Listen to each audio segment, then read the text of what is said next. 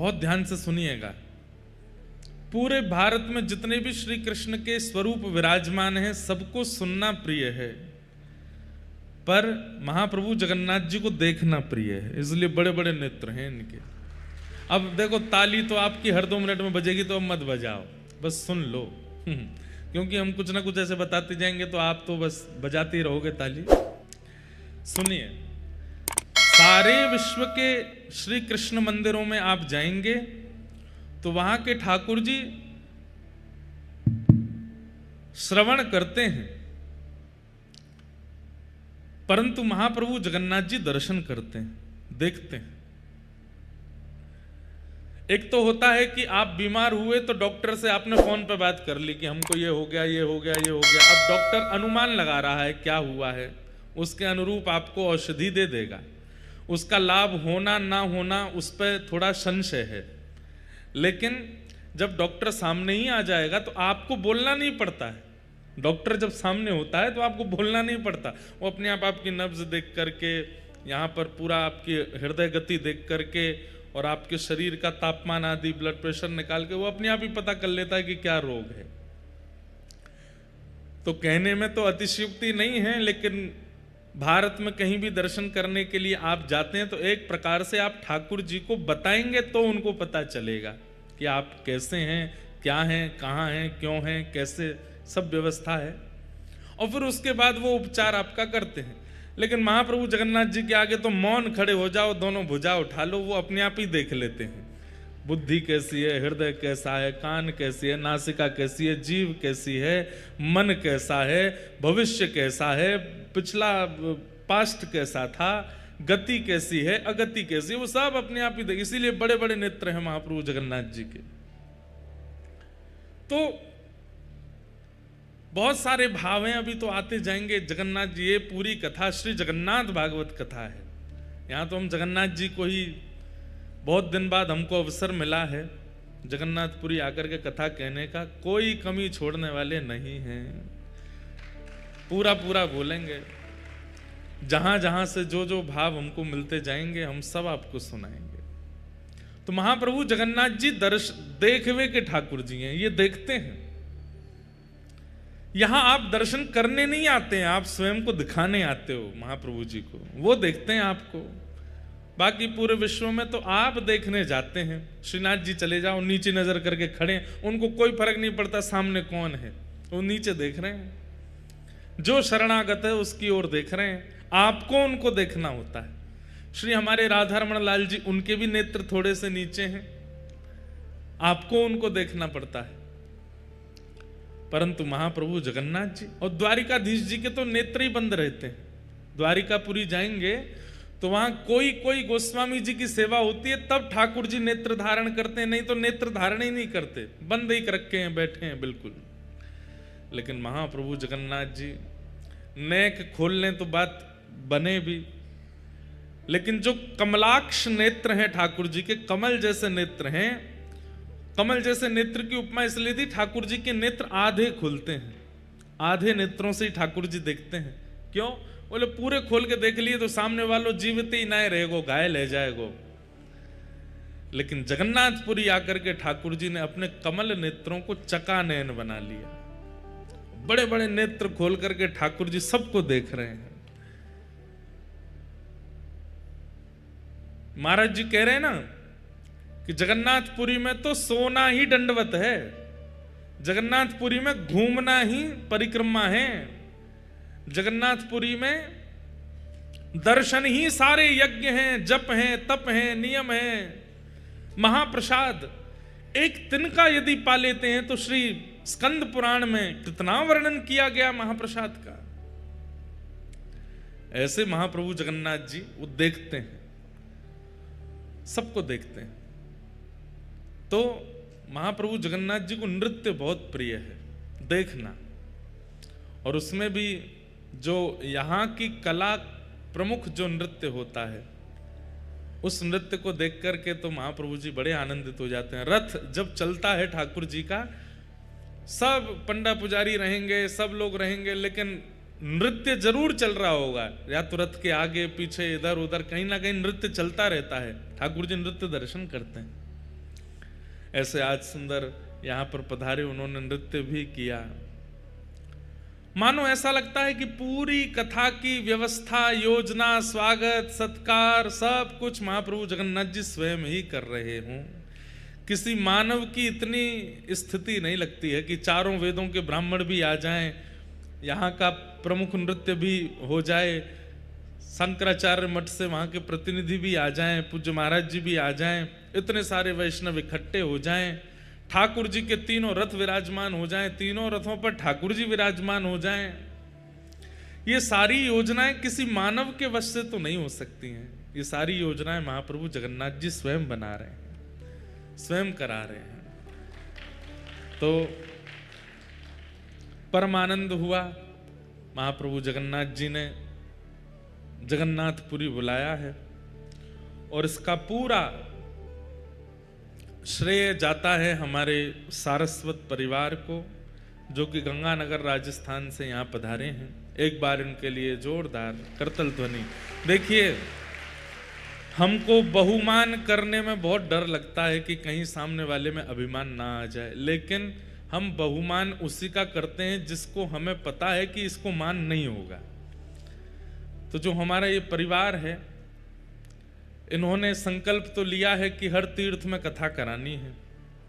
ये पहली कथा यहां से प्रारंभ हो रही है जगन्नाथ जी से, और उत्साह में कोई कमी नहीं है, उत्साह परिपूर्ण है, खूब भाव है, खूब बिल्कुल लगे हैं चकाचक आनंद में कि कोई कमी रह ना जाए। सब जैसे महाराज जी कहें, जैसे ब्राह्मण देवता कहें, जैसे सब लोग कहें, वैसी सब व्यवस्था। एक होता है ना कि हम कथा करा रहे हैं, हम जैसे चाहेंगे वैसे होगा, नहीं, जैसे हमारे ब्राह्मण देवता चाहेंगे, जैसे संत जन चाहेंगे, जैसे महाराज जी चाहेंगे वैसे होगा। हमारी कोई इच्छा नहीं है। और वास्तविक में यही, ऐसी ही कथाएं कहने में, सुनने में और करने में सुख मिलता है, जहां पर पूर्ण समर्पण कर दिया जाए ठाकुर जी के सन्मुख कि आप करो। ये पूरा जो पंडाल है कितना सुंदर रूप से बनाया गया, पूरे ऊपर यहाँ की कलाएं छापी गई हैं, पीछे ठाकुर जी के तीनों रथ विराजमान हुए। श्री जगन्नाथ महाप्रभु जिस रथ में विराजमान होते हैं उस रथ को नंदी घोष रथ कहते हैं। नंदी घोष रथ में महाप्रभु जगन्नाथ जी विराजमान होते हैं, और तालध्वज रथ में श्री बलभद्र जी, श्री बलराम जी विराजमान होते हैं, और दर्प दलन जो व्यासपीठ के पीछे विराजमान है, इस रथ में श्री सुभद्रा जी विराजमान होती हैं। इन तीनों रथों के दर्शन की भी महिमा अद्भुत है, महिमाओं से परिपूर्ण है। महात्म खत्म कहते कहते दिन खत्म हो जाएंगे, लेकिन जगन्नाथपुरी के महात्मा नहीं पूरे हो सकते। इतना महात्मा है जगन्नाथ जी का, एक एक भाव का, एक एक वस्तु का, आरती का अलग, दर्शन का अलग, बड़ श्रृंगार का अलग, चंदन लागी का अलग, रथ यात्रा का अलग, गुंडीचा दर्शन का अलग, महाप्रसाद का अलग, स्नान पूर्णिमा का अलग। हर दिन इतने महात्म हैं, इतने महात्म हैं। इसलिए महाराज जी बोले, वो बात हमें बढ़िया लगी, यहां लेटना ही दंडवत है, कुछ नहीं, आप पड़े रहो, कोई मत करो। इसलिए हमारा वृंदावन भी कोई कम नहीं है, वो भी ये उड़ीसा का वृंदावन है जगन्नाथपुरी। और श्री चैतन्य महाप्रभु, जब चैतन्य महाप्रभु ने संन्यास ग्रहण किया तो वे वृंदावन जाने चाहते थे, वृंदावन में रहना चाहते थे, लेकिन अपनी मां को जब प्रणाम करने के लिए गए तो मां ने महाप्रभु जी को आज्ञा दी, देखो आप संन्यास ले रहे हो, अच्छी बात है, आपकी इच्छा है, पर वृंदावन बहुत दूर है, मायापुर जहां महाप्रभु जी विराजे वहां से नदिया। बीच बीच में इन 7 दिनों में महाप्रभु जी के चरित्र भी हम सुनेंगे।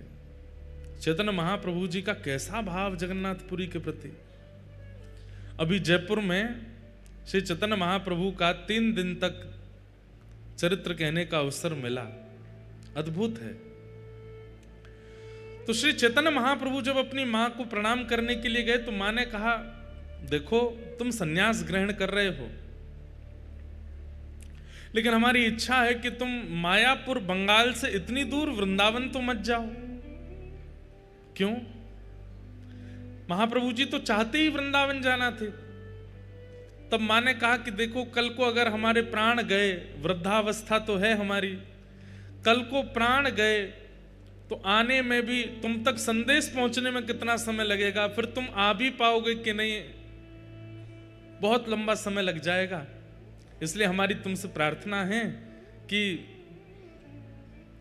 बंगाल के समीप में ही उड़ीसा है, और उड़ीसा में महाप्रभु जगन्नाथ जी विराजते हैं, वो जगन्नाथपुरी ही श्री वृंदावन है। इसलिए और कोई बात हमको नहीं कहनी है, केवल आपसे एक ही निवेदन करना है कि आप जगन्नाथपुरी में विराजो। तो अपनी मैया के वचन निभाने के लिए श्री चैतन्य महाप्रभु जगन्नाथपुरी में रहे, जगन्नाथपुरी में निवास किया। तो महाप्रभु जी श्री मंदिर को, जहां जगन्नाथ जी विराजते हैं, उसे द्वारिकापुरी मानते थे, और गुंडीचा, जहां ठाकुर जी रथ में बैठ के जाते हैं, उसको वृंदावन मानते थे। साक्षात समुद्र को ही श्री यमुना जी का स्वरूप मानते थे, और लीलाचल पर्वत को श्री गिरिराज जी मानते थे। यहां की जो गलियां हैं, इन्हीं को कुंज गली मानते थे। इसी भाव से महाप्रभु जी रहते थे कि ये कोई अन्य स्थान नहीं, ये वृंदावन ही है, उड़ीसा का वृंदावन, श्री जगन्नाथ। इसलिए प्रभु, आपका और मेरा बहुत बड़ा सौभाग्य है। पितृपक्ष विश्राम होंगे, नवरात्रि प्रारंभ होगी, और हमारा यहां कथा उत्सव, कथा मनोरथ चलेगा।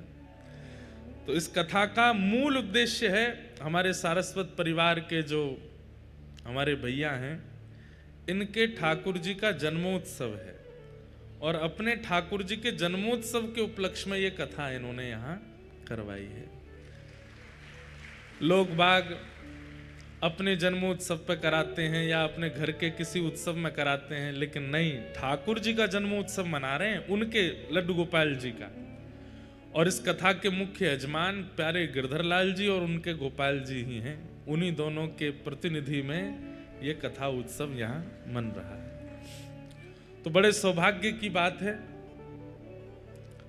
सतयुग के धाम हैं श्री बद्रीनाथ। अच्छा, एक बात बताएं, हमारे ऊपर तो बड़ी कृपा है, 11 महीने में हमारे 4 धाम पूरे हो रहे हैं। कैसे? बीते हुए साल के दिसंबर में रामेश्वरम में कथा हुई, इस साल के प्रारंभ में जनवरी में द्वारिका में कथा हुई, अब जगन्नाथपुरी में हो रही है, अक्टूबर में बद्रीनाथ में होगी। 4 धाम हमारे एक साल भी नहीं होंगे पूरे, उसमें 4 धाम हो जाएंगे, कथाएं पूरी हो जाएंगी। तो रामेश्वरम, द्वारिका, अब जगन्नाथपुरी, और अक्टूबर में जाएंगे बद्रीनाथ। आप सब लोग भी वहां पधारिएगा। वहां श्रीमद् भागवत के 11 स्कंद पर कथा होगी, कृष्ण उद्धव संवाद। तो सतयुग के जो धाम हैं वो हैं श्री बद्रीनाथ धाम। सतयुग में भगवत प्राप्ति के लिए तपस्या आवश्यक है, इसीलिए ठाकुर जी भी वहां तपस्या ही कर रहे हैं। तपस्या में बैठे हैं नारायण भगवान, नर नारायण दोनों विराजमान हैं। त्रेता के ठाकुर जी हैं श्री रामेश्वरम। शैवों के लिए रामेश्वरम और वैष्णवों के लिए श्रीरंगम दक्षिण में विराजमान। त्रेता में यज्ञ की प्रधानता है। स्वयं प्रभु श्री राम ने जहां राम तीर्थ रामेश्वरम में बैठ करके यज्ञ किया और महादेव से प्रार्थना करते हुए सेतु बंध बनाया, ऐसे त्रेता के भगवान हुए श्री रामेश्वर भगवान। द्वापर के आराध्य देव हैं श्री द्वारिकाधीश। और द्वापर में यज्ञ की प्रधानता नहीं है, तप की प्रधानता नहीं है, ठाकुर जी की सेवा की प्रधानता है। इसलिए सेवा अद्भुत होती है। चकाचक राजभोग पाते हैं, बाल भोग पाते हैं, ब्यारू भोग पाते हैं, सुंदर श्रृंगार करते हैं, राजाधिराज महाराज बनकर के द्वारिका में ठाकुर जी बैठते हैं। तो सतयुग, त्रेता, द्वापर और कलयुग के भगवान हैं श्री जगन्नाथ महाप्रभु। इसलिए बंधुओं एक बात बोलें, कलयुग में व्यक्ति इतने पाप कर्म करता है। हम आप सब लोग जो इस पंडाल में बैठे, हम लोग तो अपने गुरुजनों की कृपा से अपने धर्म का पालन करते हैं, कथा सुनते हैं, नाम जप करते हैं, तो हम तो फिर भी बहुत बचे, पर हमसे भी कुछ ना कुछ पाप बन ही जाता है। तो जो लोग बिल्कुल धर्म नहीं करते वो कितना पाप प्रतिदिन करते हैं। सतयुग त्रेता द्वापर में जो मनुष्य अपने जीवन काल में 2-4 बार पाप कर देता है, वो पाप तो हमसे हर घंटे बनते हैं। इस कलिकाल में पूरे जीवन में जो पाप बनता है सतयुग त्रेता द्वापर में, वो कलयुग के लोग हर दिन करते हैं। कैसे उद्धार होगा हमारा, कैसे कल्याण होगा हमारा? इसकी चिंता हुई महाप्रभु जगन्नाथ जी को। तब महाप्रभु जगन्नाथ जी ने अत्यंत सरल, अत्यंत सहज, अत्यंत दीन वत्सलता, अत्यंत भक्त वत्सलता धारण रूप करके महाप्रभु जगन्नाथ जी विराजे। इतनी सहज पापों की निवृत्ति जगन्नाथपुरी में कर दी है। महाप्रभु जगन्नाथ जी के महाप्रसाद का एक तिनका भी यदि व्यक्ति रोज पाता है, महाप्रसाद का एक, तो सबसे बड़ी बात है जगन्नाथपुरी में सब कुछ महा है। पूरी दुनिया में प्रसाद है, यहां पे महाप्रसाद। पूरी दुनिया में ठाकुर जी आजान बाहु हैं, यहां पे महाबाहु हैं। पूरी दुनिया में समुद्र नारायण हैं, लेकिन यहां पे महोदधि, यहां पे समुद्र भी महोदधि हैं। पूरी दुनिया में प्रभु हैं, यहां पे महाप्रभु, यहां सब कुछ महा है। श्री क्षेत्र में जैसे ही व्यक्ति प्रवेश करता है, जगन्नाथ जी के दर्शन की तो बात बहुत आगे है।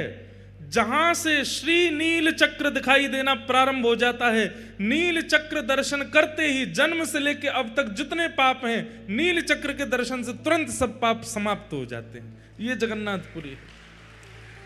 आप यहां भीतर आओगे, महाप्रसाद पाओगे, जगन्नाथ जी का दर्शन करोगे, रथ यात्रा का दर्शन करोगे, स्नान पूर्णिमा का दर्शन, वो तो बहुत आगे की बात है।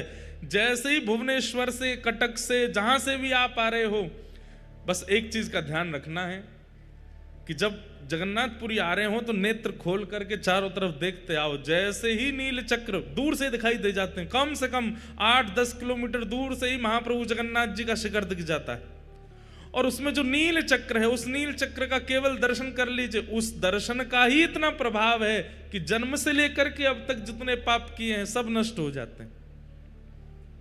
सोचो, जैसे नील चक्र देखा, हमारे पाप शून्य हो गए, 0, कुछ नहीं बचा अब हमारे अंदर। अब यहां रह करके जगन्नाथ जी दर्शन किए, महाप्रसाद पाया, यहां रह करके कथा सुन रहे हैं, महोदधि समुद्र में स्नान करेंगे। आज एकादशी है। स्कंद पुराण में कहते हैं और जगह एकादशी पर व्रत किया जाता है, लेकिन जगन्नाथपुरी में आकर के, अच्छा व्रत भी जो लोग नहीं करते और जगह रहने वाले, उनको भी निषेध कहा गया कि रोटी भले ही खा लेना, चावल तो बिल्कुल नहीं पाने हैं। लेकिन जगन्नाथपुरी का नियम है, यहां पर एकादशी के दिन आकंठ भोजन करना चाहिए, और उसमें भी क्या पाना चाहिए? महाप्रसाद पाना चाहिए, आकंठ। अच्छा एक बात और, कई लोग कहते हैं कि श्री जगन्नाथपुरी में एकादशी नियम होता ही नहीं, और अगर ये बहाना लगा करके होटल पे खा रहे हैं, बाहर कुछ भी खा रहे हैं, चाउमीन पिज्जा बर्गर उड़ा रहे हैं एकादशी के दिन, और कह रहे हैं कि यहां तो एकादशी होती नहीं, तो महापाप लगेगा। एकादशी के दिन केवल और केवल महाप्रसाद ही आप लोग पा सकते हैं। ठाकुर जी का अधरामृत पाने की आज्ञा है, बाहर का अपनी जीव के चटोरेपन के लिए कुछ खाने लग जाओगे तो अपराधी है भैया वो। इसलिए आज एकादशी है। आज हम सवेरे निकले बंबई से, कुछ नहीं पाए, केवल पानी पर रहे।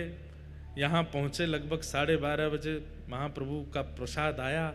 सबसे पहले वही और इतनी कृपा करते हैं महाप्रभु जी, मैं जब जब जगन्नाथपुरी आता हूं, अधिकतर मेरा आगमन एकादशी पर ही होता है, और एकादशी पर यहां महाप्रसाद पाने का अवसर प्राप्त होता है।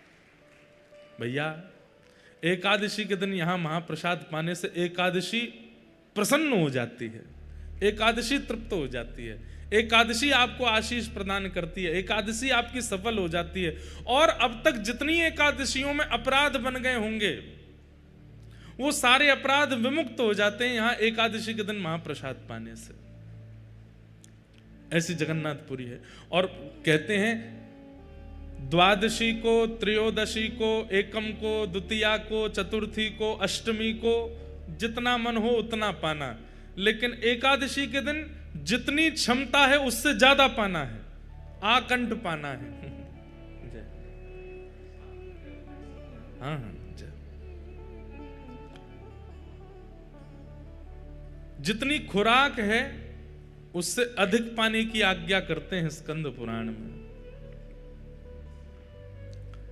ऐसे महाप्रभु जगन्नाथ जी की हम नगरी में आए हैं। बंधुओं, आज तो कथा हुई, शाम को 4:30 बज गए, सब लोग इधर देखो, पर कल से कथा का समय है सुबह 10 बजे से। 10 बजे से लेकर के 1 बजे तक का समय है कथा का। आप सब लोग उससे पूर्व ही बाल भोग आदि करके बिल्कुल चकाचक आनंद करके सब लोग आके बैठ जाना 10 बजे तक। और फिर 10 बजे से लेके 1 बजे तक हम लोग कथा श्रवण करेंगे। फिर कल हम पूरी आपको सूचना देंगे हर दिन कथा के बाद में क्रम क्या है। कथा यहां 1 बजे पूरी होगी, उसके बाद आप सब लोग जाकर के अपना प्रसाद आदि पाके थोड़ी देर विश्राम करो। शाम को एक स्थान बता दिया जाएगा, 4:30 5 जो भी समय रहेगा उतने बजे सब लोग वहां इकट्ठे होंगे, अपने अपने साधन अपने आप लेकर के आएंगे। और जिनको बहुत ही आराम करने की इच्छा वो आराम भी कर सकते हैं, कोई दिक्कत नहीं है। महाराज जी बोल गए आराम दंडवत है, करते रहो, दंडोती करते रहो। जो यहाँ केवल कथा सुनेंगे और लेटे रहेंगे उनकी दंडोती होती रहेगी। लेकिन कुछ लोगों को प्रतिबंध है, वो दंडोती ज्यादा नहीं कर सकते, जैसे हमारे परिकर के लोग। हमारे परिकर के लोग तो बेचारे भूखे प्यासे से रहे, सोवे के काजे, उन लोगों को बिल्कुल निषेध है, वो दंडवती नहीं कर सकते। बाकी जो थोड़े वयोवृद्ध हैं, थोड़ी उम्र के हैं, खूब चकाचक आप लोग सोइए, कोई दिक्कत नहीं। लेकिन जितने युवा हैं सब इकट्ठे हो जाएंगे और फिर संध्या के समय रोज की योजना बनेगी कहां कहां दर्शन के लिए हम लोग जाएंगे। वहां दर्शन को जाया करेंगे, वहां जाकर के खूब उन्माद कीर्तन करेंगे, आनंद करेंगे। लौटते समय फिर महाप्रभु जगन्नाथ जी का दर्शन करते हुए अपने अपने कक्ष में सब लोग जाएंगे। हम आप लोगों के साथ में ही रहेंगे, तो ज्यादा खींचा तानी, फोटोग्राफी, सेल्फी वेल्फी करना मत। सब बिल्कुल ऐसे चलेंगे, बाल गोपाल चौर प्रचार प्रसार मंडल। हाँ बिल्कुल, जैसे ठाकुर जी की मंडली है वैसी मंडली बना करके हम लोग चलेंगे। तो आप लोग ये मत सोचना ये महाराज जी हैं, यूं ही सोचो हमारे सखा हैं, तो चकाचक वैसे ही चलना। अब वो कुछ 4 लोग घेर के चल रहे हैं, छुओ मत महाराज जी के, पाम मत पकड़ो, कोई खोंचा मार रहो, कोई बगलबंदी खींच रहो, ये सब मत करियो भैया। प्रेम से घूमेंगे, डोलेंगे, आनंद करेंगे। कभी कहीं महाप्रसाद पाएंगे, कभी कहीं पाएंगे, पाएंगे भी नहीं भी पाएंगे, जैसी जगन्नाथ जी की इच्छा होगी वैसा सब क्रिया करेंगे। रोज का ऐसा ही क्रम रहेगा। जिस दिन समुद्र स्नान करना होगा उस दिन की आप सबको योजना बता देंगे, सब लोग समुद्र स्नान करेंगे। पर भैया हम पहले ही आप लोगों से हस्ताक्षर करवा लेंगे कि कहीं तुम हमारी आज्ञा के बिना बहुत भीतर गए तो सीधे वैकुंठ में जाके हमारी प्रणाम कर देना। हाँ, कहीं पता चली महाराज जी लेके गए थे भैया, सीधे क्षीर सागर में प्रवेश कर गए, ऐसा मत कीजिएगा। जिन लोगों को तैरना आता है उन लोगों से हमारी विशेष प्रार्थना कि किनारे ही नहाना, क्योंकि जिनको तैरना नहीं आता वो बेचारे अंदर जाएंगे ही नहीं। तैरना जिनको आता है हरकतें भी वही करते हैं। इसलिए महोदधि, ये महोदधि हैं, इनकी लहरें यही कहती है कि किनारे पे ही नहा लो, ज़्यादा भीतर आने की प्रयास मत कीजिएगा। इसलिए आप सब लोग अपना ध्यान रख के वहाँ स्नान कीजिएगा। एक बंधुओं नियम इस कथा से आप लोगों को धारण करना है। महाप्रसाद का नियम आज से ही प्रारंभ कर दीजिए। आप लोग जहां कहीं भी भोजन करेंगे, आपके रसोइया बनाएंगे, अच्छी बात है, पर किसी भी एक समय महाप्रसाद पाना है। महाप्रसादे गोविंदे, यहां का महाप्रसाद सामान्य नहीं है। और पहली बात, यहां के महाप्रसाद को कभी भी ऐसा नहीं कहना भाई चावल दे दो, दाल दे दो, ये वाली सब्जी दे दो, चटनी दे दो, नहीं। आप महाप्रसाद के अलावा अन्य किसी भी शब्द का प्रयोग करेंगे, अपराध लगेगा। ठाकुर जी से भी ज्यादा महिमा है यहां महाप्रसाद की। इसलिए महाप्रसाद का नियम आज से आप लोगों को धारण करना है। 7 दिन तक जो यहां रहेंगे, 24 घंटे में एक बार महाप्रसाद आपके मुखमंडल में जाना चाहिए। महाप्रसाद के कुछ नियम हैं। पहला नियम, धरती पर बैठ करके ही पाना है। जिन लोगों के पांव में ताकत ना हो वो कुर्सी पर बैठ सकते हैं, बाकी धरती पर ही बैठना है। आसन लगाना नहीं है, किसी भी प्रकार की चद्दर दरीचा कुछ नहीं बिछाना है नीचे। सामान्य पृथ्वी पर बैठिए और सामने पत्तल केले के पत्ते में महाप्रसाद ग्रहण कीजिए।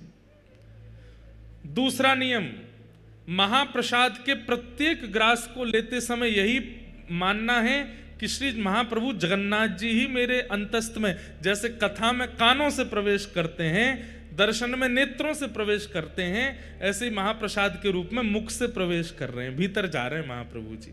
प्रत्येक ग्रास को लेते समय यही भाव रखना है कि ये महाप्रभु जगन्नाथ जी हैं। एक तिनका भी छोड़ना नहीं।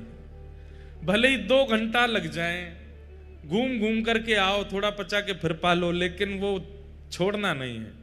एक तिनका भी अगर आप लोग उसका व्यर्थ करते हैं तो उसका अपराध बताया गया स्कंद पुराण में, कि फिर देवता आकर के उसको पाते हैं और फिर देवताओं को उच्छिष्ट पवाने। वैसे तो महाप्रसाद उच्छिष्ट नहीं होता है, महाप्रसाद कोई भी पा सकता है, लेकिन आपका उच्छिष्ट कहीं फेंक दिया गया और उसके बाद देवता आकर के जब उसको देखते हैं तो उनको जो क्रोध आता है, उस क्रोध का अपराध आपको लगेगा।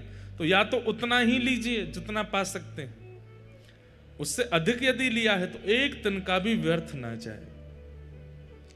यह महाप्रसाद का तीसरा नियम है।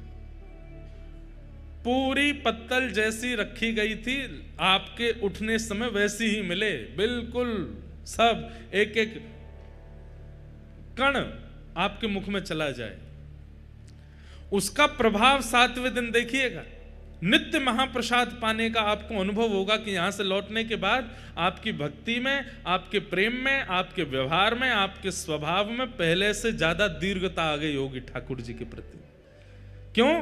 क्योंकि आपके रक्त में, मांस में, रुधिर में, अस्थियों में, सब जगह महाप्रभु जगन्नाथ जी विराजमान हो गए हैं। इसलिए महाप्रसाद, महाप्रसाद का चौथा नियम, आप पा रहे हैं और कोई व्यक्ति दूसरा पाने की इच्छा रखता है तो आप उसको तुरंत अपने पास बैठा सकते हैं, और कोई आपसे बिना पूछे भी बैठ जाए और आपकी पत्तल में पाने लग जाए तो आप उसको मना नहीं कर सकते।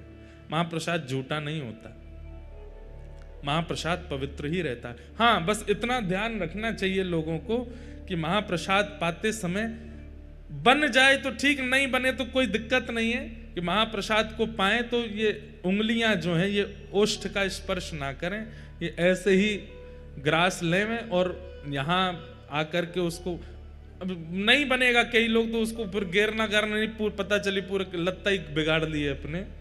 जिनसे बन जाए तो इतनी दालमा डालिए कि जो वो लड्डू जैसी आकृति बने और उसको ऐसे ही पाइए, आपके ये हाथ स्पर्श ना करें मुख का, तो ये और अच्छा है। नहीं बने तो कोई दिक्कत नहीं, खूब प्रेम से खूब चकाचक पाओ जैसे पा सको।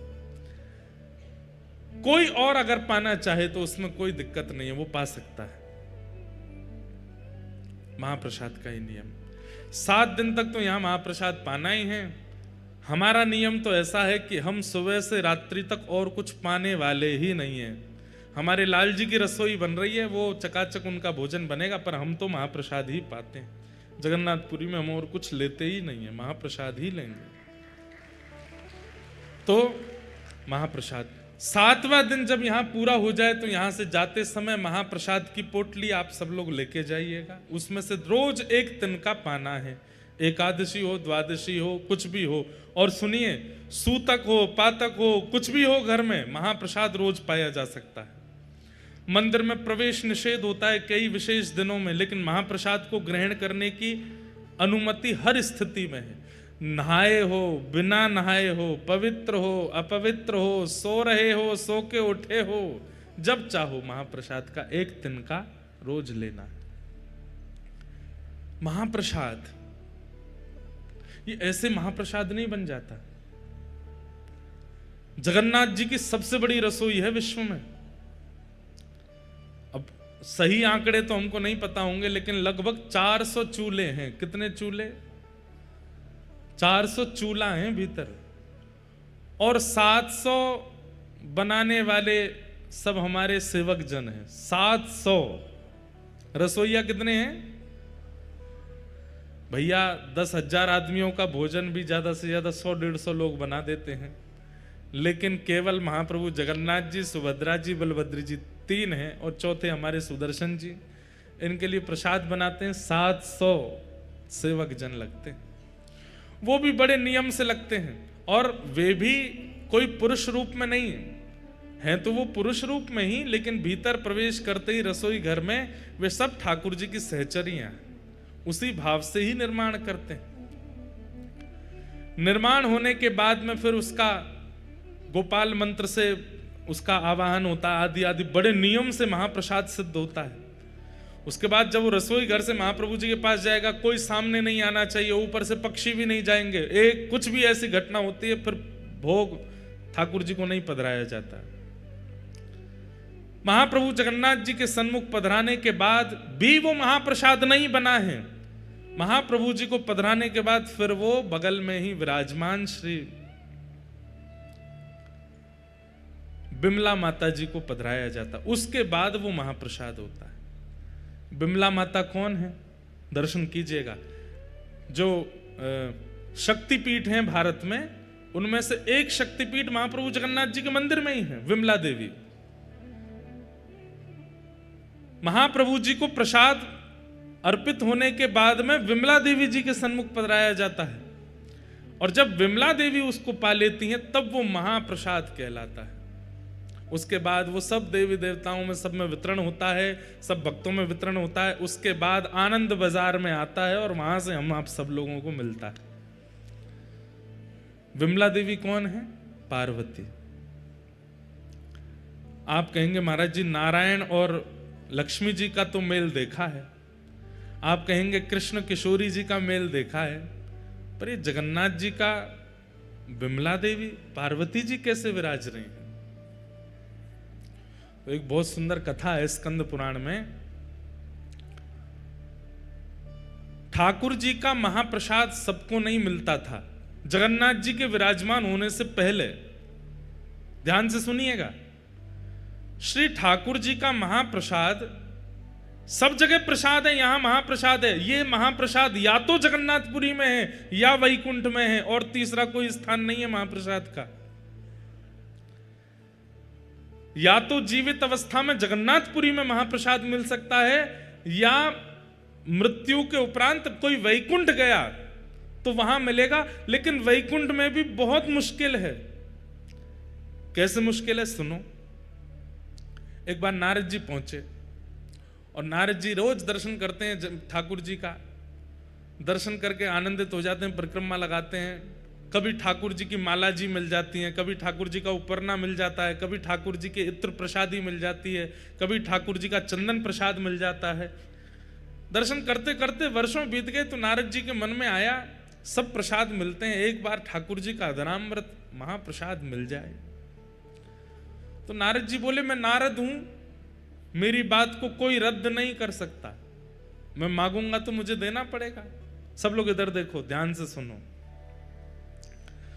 तो श्री नारद जी महाराज प्रार्थना करने लगे, जय विजय से प्रार्थना की, निरस्त हो गई। और समीप जाकर के कोई अति सामीप्य वर्तन से पूछी, उन्होंने भी निरस्त कर दी। तब किसी ने संकेत किया, बोले एक को अधिकार है महाप्रसाद देने का। बोले किसका? लक्ष्मी जी का। नारद जी महाराज लक्ष्मी जी के पास गए और कहा कि हे माँ, आप कृपा करो। बोले क्या कृपा करें? ठाकुर जी का महाप्रसाद चाहिए हमको। लक्ष्मी जी बोली क्या बात कर रहे हो? बोले हाँ, ठाकुर जी जो प्रसाद पाते हैं उसके बाद जो महाप्रसाद, तिनका प्रसाद, वो हमें चाहिए। लक्ष्मी जी बोली असंभव, वो नहीं प्राप्त हो सकता। बोले क्यों? बोले जब ठाकुर जी प्रसाद पाते हैं तो ठाकुर जी की प्रसाद पाती जैसे ही ठाकुर जी उठ के जाते हैं, वो थाली जो है ना, उस पर सबसे पहले अधिकार तो हमारा है। और हमारे बाद ये जितनी सहचरियां वैकुंठ की हैं, जितनी हमारी सेवा में रहती हैं, इन सबके भी साल बटे हुए हैं, इतनी संख्या में हैं कि एक साल में केवल इतनी सखियों को मिलेगा, उसके अगले साल इतनी सखियों का नंबर आएगा, फिर उस अगले साल 100 साल में जाकर के तो सखियां पूरी होती हैं, इनको भी पूरा नहीं बढ़ता। जय विजय आदि तक को प्राप्त नहीं हो पाता, आपको कैसे दे दें? एक एक तिनके के भी 5-5 हिस्से होते हैं और वो बटता है सब में। सोच रहे हैं आप? ठाकुर जी की प्रसादी का एक चावल, उसके 5 हिस्से किए जाते हैं और वो थोड़े थोड़े छोटे छोटे से हिस्से जो हैं तिल के बराबर, वो बटते हैं, वो पाकर के आनंदित होते हैं। कैसे दे दें आपको? बिल्कुल समय ही नहीं है। यहाँ तो अभी लंबी लाइन है, 1-1.5 करोड़ साल बाद आना, तब हो सकता है कि एक तिनका का एक अंश तुमको मिल जाए। नारद जी महाराज बोले मुझ पर कृपा करो, इतना प्रतीक्षा नहीं कर सकता, एक बार महाप्रसाद पाना है। 1 दिन, 2 दिन, 10 दिन, 1 महीना बीत गए तो लक्ष्मी जी बोली एक काम हो सकता है। बोले क्या? अपने जटा जूट खोल लो, लहंगा फरिया पहन लो, गले में सुंदर हार धारण करके, कानों में कुंडल लगा के, आंखन में काजल लगा के गोपी बन के आओ, तो हम तुमको सहचरियों में ले लेंगी अंदर, और फिर सहचरियों में फिर वहां तुम थोड़ा हट पूर्वक, छल पूर्वक, कैसे भी करके जिस पंक्ति का प्रसाद, महाप्रसाद का समय, उसमें कैसे भी बैठ जाना, तो तुमको एक तिनका मिल जाएगा। नारद जी बोले इसमें क्या? हमारे ठाकुर जब लाली बनवे में संकोच ना करे तो हम क्या करेंगे? और श्री नारद जी तुरंत महाराज अपनी जटा जूट खोल करके बढ़िया सुंदर शीश पर चुनरी। इसका भाव क्या है? ठाकुर जी की निज सेवा में जाने के लिए चाहे जहां हो, गोपी तो बनना पड़ेगा। और गोपी मतलब हृदय से गोपी। नारद जी महाराज सखी बन गए।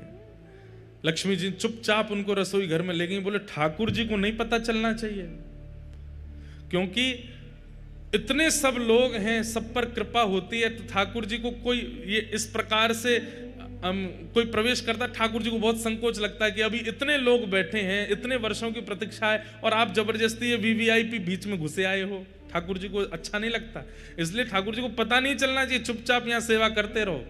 नारद जी बेचारे कभी बर्तन मांजने की सेवा, कभी सामग्री अमनिया करने की सेवा करते हैं। एक दिन ठाकुर जी का महाप्रसाद मिलेगा, और एक दिन पता नहीं कैसे योजना बनी और नारद जी उस पंक्ति में बैठ गए जिस पंक्ति में महाप्रसाद के 5-5 टुकड़े बांटे जा रहे हैं। नारद जी महाराज सामने बैठे, लक्ष्मी जी परोसती भाई जैसे ही आई तो नारद जी को थोड़ी देख करके उनको कृपा की इच्छा हुई, और उन्होंने महाप्रसाद के 2 तिनके, महाप्रसाद चावल के 2 तिनके उनके हाथ में धर दिए। कहां एक तिनका के 5 हिस्सा बांटे जा रहे हैं, उन्होंने 2 तिनका दे दिए। और जैसे ही महाप्रसाद हाथ में आया तो जैसे अत्यंत दिनों का प्यासा व्यक्ति उसको पानी दिख जाए, वो कहां रोक पाता है। आपने तुरंत एक महाप्रसाद का तिनका अपने मुख में जैसे ही धारण किया, आहा, वो धारण करते ही आपको प्रेम लक्षण प्रकट होने लगे, नेत्रों से अविरल अश्रुधार गिरने लगी, रोम रोम पुलकित हो गया। भुजा उठाकर के श्री नारद जी महाराज नृत्य करने लगे। हा कृष्ण, हा माधव, हा केशव, हा गोविंद, हा मधुसूदन। प्रेम की अद्भुत अवस्था प्राप्त हो गई नारद जी को। इतने वर्षों में संकीर्तन करके भी जो ठाकुर जी की अवस्था नहीं मिली थी, वो अवस्था केवल महाप्रसाद प्राप्त करते ही नारद जी की प्रकट होने लगी। इतने में ठाकुर जी की दृष्टि गई, ये कौन सखी है? ये कौन नई नवेली सहचरी है, इतनी जोर से नृत्य कर रही है? लक्ष्मी जी बोले कोई नहीं मैं संभालती हूं। लक्ष्मी जी हाथ पकड़ करके लेके गई नारद जी को, और क्या कर रहे हो, फंसवाओगे सबको। नारद जी के तो नेत्र लाल पड़ गए। बोले हे मां, अभी तो केवल एक तिनका पाया है, और ये तिनका पाकर के मैं इतना आनंद में आ गया हूं। वर्षों से, करोड़ों वर्ष निकल गए नाम जपते जपते, ऐसी स्थिति का अनुभव नहीं किया जो स्थिति का अनुभव केवल महाप्रसाद का एक तिनका पाकर के मुझे हो रहा है। लक्ष्मी जी बोली इसलिए नहीं देते हैं, तुम देखो क्या हालत हो गई, अब जल्दी जाओ यहां से, ठाकुर जी को पता चल गई तो दिक्कत होगी। वैकुंठ से ही चले गए, नाच रहे हैं, कभी किसी लोक में जा रहे हैं, कभी किसी लोक में जा रहे हैं। सब नारद जी की इस भाव दशा को देख करके आश्चर्यचकित हो रहे हैं कि ये कैसे हो गया। नृत्य करते करते करते करते श्री नारद जी महाराज पहुंचे कैलाश। कैलाश में विराजमान महादेव, बाकी सब तो नारद जी का नृत्य देख करके अनुमान लगा रहे हैं कि हुआ क्या है, लेकिन महादेव तो महादेव हैं, वो तो देखते ही पहचान गए। नारद जी नृत्य कर रहे हैं, भुजा उठा करके, तुरंत महादेव गए और महादेव जाकर के हाथ जोड़ के बोले, हे मेरी गृहिणी के गुरुदेव, हमारी पार्वती जी पत्नी के गुरुदेव हो आप। हमें पता है कि कोई अद्भुत पूंजी मिली है ठाकुर जी की, और उसी से ये भावावेश आपके चित्त में आ रहा है। अब प्रतीक्षा नहीं हो रही है, जल्दी हमें प्रदान कर दो। नारद जी बोले मेरे पास नहीं है। बोले मुझे सब दिख रहा है, हाथ में दबाए बैठे हो, एक तिनका पा लिया, एक अभी बचा, ये हमको दे दो। नारद जी बोले प्रभु बस इच्छा नहीं हो रही है, इसके प्रति तो स्वार्थ हो रहा है कि मैं कैसे दे दूं आपको। शंकर जी बोले अच्छा, तो फिर आगे तुमको बहुत काम पड़ेंगे हमसे, फिर क्या करोगे? अरे भाई हम भी महादेव हैं, एक हम पे भी कृपा कर दो। अकेले नृत्य करने में क्या सुख मिलेगा, हमें दे दोगे तो हम भी नृत्य करेंगे, दोनों फिर साथ में नृत्य करेंगे, यमुना पुलिन पर नृत्य करेंगे, समुद्र तट पर नृत्य करेंगे, कैलाश की चोटियों पर नृत्य करेंगे, एक से दो भले। नारद जी बोले हाँ ये तो ठीक है, अकेले नृत्य करने से ज्यादा सुख तो एक संग में और हो जाए तो और सुख मिलेगा। तुरंत नारद जी ने वो महाप्रसाद का एक तिनका महादेव को दिया, और जैसे ही महादेव ने पाया तो जो दशा अभी तक नारद जी की वो महादेव की भी हो गई। जटाजूट खोल करके महादेव भी भुजा उठा करके, कभी नारद जी के गले में गलवैयां डाल करके नृत्य करें, और नेत्रों से अश्रुपात हो रहा है, प्रेम लक्षणा भक्ति प्रकट हो गई दोनों के चित्त में। कभी यमुना तट पर, कभी गंगा तट पर, कभी नर्मदा तट पर, कभी समुद्र तट पर, कभी हिमालय की चोटियों पर, कभी किसी लोक में, कभी किसी लोक में, बस विचरण करके भावावेश में नृत्य कर रहे हैं। पार्वती जी बोली महादेव को हुआ क्या है, भावावेश में रुदन करते रहते हैं, नृत्य करते रहते हैं, इतने आनंद में छके पगे हमने पहले कभी नहीं देखे। महादेव आनंद में तो हमेशा रहते हैं, लेकिन महादेव का आनंद कैसा है, प्रकट नहीं करते हैं, अंदर ही अंदर इंट्रोवर्ट है महादेव, नेत्र बंद करके बैठे रहेंगे। लेकिन अब महादेव की स्थिति ऐसी है कि जो आनंद हृदय का है वो प्रकट हो रहा है। अरे कहां तक कहें, नारद जी और महादेव का जो दर्शन करता है वो भी नृत्य करने लगता है, उसके चित्त में भी वही भाव प्रकट हो जाता है। परंतु पार्वती जी समझ गई कि कुछ तो इन्हें ऐसा मिला है जिसके कारण ये ऐसे हो रहे हैं। महादेव से पूछा, महादेव ने तो उत्तर नहीं दिया, तो सीधे नारद जी के चरण पकड़े, गुरुदेव आपने क्या दिया है इनको, कुछ तो आपने खिलाया है, कुछ तो आपने ऐसा बताया है, या कुछ तो आपने दिखाया है जिससे ये ऐसे हो गए, मुझे भी दिखाओ, मुझे भी बताओ, या मुझे भी खिलाओ। आनंद में छके छके नारद जी के मुख से निकल गया, बोले अरे देवी क्या बताए, बहुत तप करना पड़ता है, तब जाकर के ठाकुर जी का अधरामृत 2 तिनका महाप्रसाद का मिलता है, उसको एक नारद जी पाते हैं, दूसरे आपके पतिदेव पाते हैं, तो ये भाव दशा होती है। बोले 2 ही तिनका थे, बोले हाँ। एक आपने पा लिया, बोले जी, और एक, बोले एक इनने पा लिया। तो इन्होंने हमको क्यों नहीं दिया, 1 के 2 तिनका भी तो हो सकते थे, और हमने तो सुना वैकुंठ में 1 के 5 तिनका होते हैं तब बांटा जाता है। नारद जी बोले अब तो माहौल गर्म हो रहा है, तो धीमे से बोल गए, हमने तो कही थी इनसे 1 के 2 कर दो, हम तो इनको बोल के गए थे, और हमने 1 के 2 नहीं, हमने 1 के 4 कही थी, कार्तिकेय गणेश जी को भी खिला देना, लेकिन इनके मन में स्वार्थ आ गया, अकेले ही पा गए पूरा। और ऐसा कह के नारद जी तो वहां से चलते बने, नाच रहे हैं। महादेव भुजा उठा के पार्वती जी सामने क्रोध में खड़ी हैं। आपको गुरुदेव कह के गए थे कि 2 तिनका कर लो, फिर भी नहीं दिया मुझको, इतना स्वार्थ आपके चित्त में आ गया है। अरे वैसे सब मिल बांट करके रहते हैं, लेकिन ठाकुर जी का अधरामृत मिला, अकेले पा गए, एक बार भी नहीं सोचा कि थोड़ा इनको भी देते हैं। आपके गुरुदेव ने कब कहा कि 2 दिन का? मेरे गुरुदेव पे लांछन नहीं लगाओगे, वो कह के गए थे आपसे, बता के गए मुझको। कहां है तुम्हारे गुरुदेव? पता चली वो तो गए। अब तो यहां पार्वती जी नाराज हो गई, ना पा रही हैं, ना सो रही हैं, ना कुछ कर रही हैं।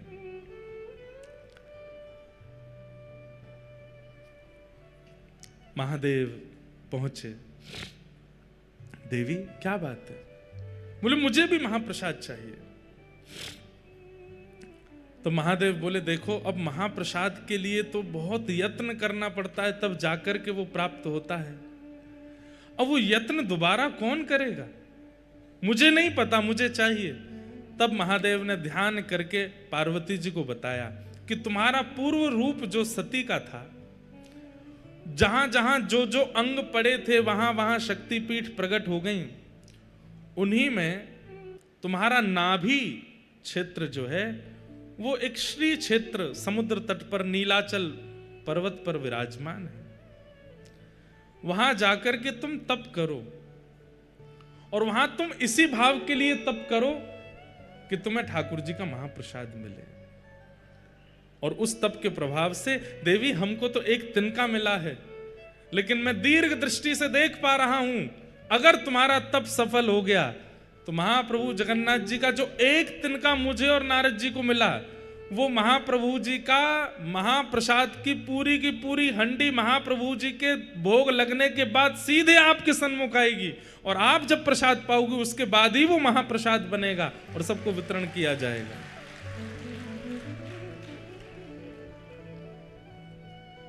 वही पार्वती जी विमला देवी के रूप में आई, आकर के यहां बैठ करके तप किया। किसके लिए तप किया? आपका महाप्रसाद चाहिए। तब महाप्रभु जगन्नाथ जी ने आपको आज्ञा दी, हम जगन्नाथ रूप में यहां विराजेंगे, लक्ष्मी जी ही हमारी रसोई सिद्ध करेंगी। जिस महाप्रसाद को वैकुंठ में प्राप्त करना अति दुर्लभ है, उस महाप्रसाद को मैं अति सहज कर दूंगा इस जगन्नाथ क्षेत्र में।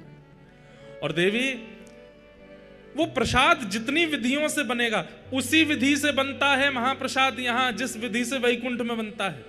मुझे पूरी विधि अभी भी अच्छे से पता नहीं, अंदर सामग्रियां कैसे धोई जाती हैं, कैसे अमनियां की जाती हैं, फिर उनको कैसे किन किन मंत्रों को बोल करके सामग्री डाली जाती हैं, फिर उसके बाद 9 हंडियां रखी जाती हैं। सबसे पहले ऊपर वाली हंडी पक करके तैयार होती है, ऊपर ठाकुर जी के सन्मुख, उसके पीछे भी बहुत विधियां होती हैं, तब जाकर के महाप्रसाद सिद्ध होता है। लेकिन महाप्रसाद तभी कहलाएगा जब वो मेरे बाद आपको भोग लगेगा। विमला देवी के भोग के बाद वो महाप्रसाद आनंद बाजार में आ जाता है और हम सबको प्राप्त होता है। ये महाप्रसाद। इसलिए भैया जगन्नाथ जी का नित्य दर्शन तो आप नहीं कर सकते, कोई राजस्थान से, कोई बंबई से, हम उत्तर प्रदेश से, कहां से आए हैं। और कलयुग में जन्म लेने वाले व्यक्ति को अगर अपना कल्याण चाहिए तो कलयुग के प्रधान देव जगन्नाथ जी का नित्य दर्शन करना पड़ेगा, तभी उसका उद्धार होगा, नहीं तो नहीं होगा। हम कैसे करें? रोज फ्लाइट ले लेके तो आ नहीं सकते। तो इसलिए महाप्रसाद जो है वो जगन्नाथ जी का ही रूप है। यदि उसे हम अपने साथ लेकर के जाते हैं और नित्य महाप्रभु जी का स्मरण करके प्रातः प्रथम अपने मुख में कुछ और धारण करना ही नहीं, सीधे महाप्रसाद ग्रहण करना है, तो नित्य जगन्नाथ जी के दर्शन का जो फल होता है वो हमें नित्य प्राप्त हो जाएगा। इसलिए आज से महाप्रसाद जी का नियम धारण कर लीजिए, प्रत्येक दिन महाप्रसाद पाना है। ऐसे जगन्नाथपुरी में आज हम आप सब लोग आए हैं। कितना सुंदर मंच बना है, मानो जैसे हम आप सब लोग दर्शनार्थी हैं और महाप्रभु जगन्नाथ जी श्री मंदिर से गुंडीचा की ओर चल रहे हैं। यहाँ की रथ यात्रा तो 2 दिन 3 दिन में पूरी हो जाती है, परंतु ये रथ यात्रा कथा रूपी तो 7 दिन तक चलने वाली है। खूब आनंद हम लोगों को होगा, खूब सुख मिलेगा। श्री कबीर दास जी एक पद गाते हैं जगन्नाथपुरी का दर्शन करके। ठाकुर भले विराजे हो उड़ीसा जगन्नाथपुरी में, ठाकुर भले विराजे हो उड़ीसा जगन्नाथपुरी, ठाकुर भले विराजे हो उड़ीसा जगन्नाथपुरी में, ठाकुर भले विराजे हो उड़ीसा जगन्नाथपुरी में, ठाकुर भले विराजे हो उड़ीसा जगन्नाथपुरी में, ठाकुर भले विराजे हो उड़ीसा जगन्नाथपुरी में, उड़ीसा जगन्नाथपुरी में, उड़ीसा जगन्नाथपुरी में, उड़ीसा जगन्नाथपुरी में, उड़ीसा जगन्नाथपुरी में, उड़ीसा जगन्नाथपुरी में, उड़ीसा जगन्नाथपुरी में, ठाकुर भले विराजे हो उड़ीसा जगन्नाथपुरी में, ठाकुर